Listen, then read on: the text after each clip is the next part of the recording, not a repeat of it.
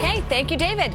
5 on your health tonight. April is Autism Awareness Month, and for many families, the biggest questions are about recognizing signs early and getting the right support. Joining us now is pediatrician Dr. Scott Hadland, who is the chief of young adult and adolescent medicine at Mass General Brigham. Dr. Hadland, thanks for your time. We appreciate it.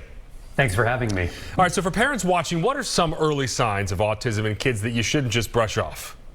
Well, autism is really common, right? About 1 in 31 kids across the United States has been diagnosed with autism. So it's absolutely something parents should be on the lookout for. What we're really looking for in young kids is making sure that they are starting to meet their developmental milestones, especially milestones related to social connection and ability to communicate, right? So we want to see that young kids are starting to, at the age of 1, make eye contact, pointing at things, responding to their name.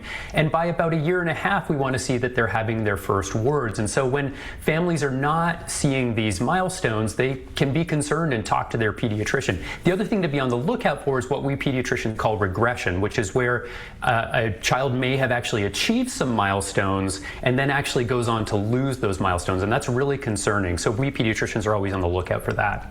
Got it. Okay, so how can autism show up differently as children grow from maybe toddlers to even teens?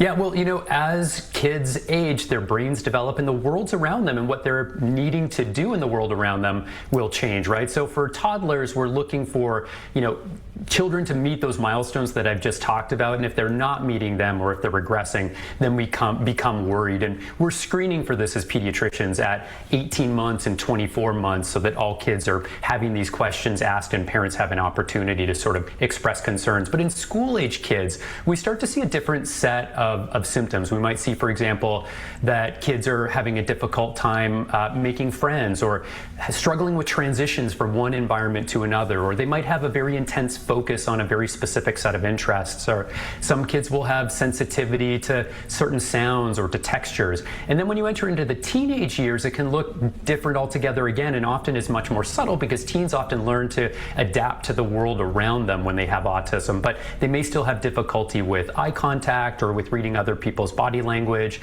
may have difficulties again with changes to their routines, and often get quite exhausted and can experience anxiety just trying to adapt and fit in. So what's the first step if a parent has concerns about their child?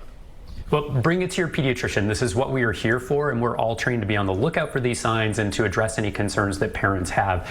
Pediatricians will often refer families to what's called a developmental and behavioral pediatrician. This is a subspecialty part of pediatrics where you can actually talk to a specialist who has expertise in identifying autism and other conditions that can sometimes look like autism. Remember too that some families may be in areas where the wait list for a specialized pediatrician is quite long, and so schools are required to do an evaluation for any child that parents are worried about, to do an evaluation to see if that child may have special needs that the classroom can address.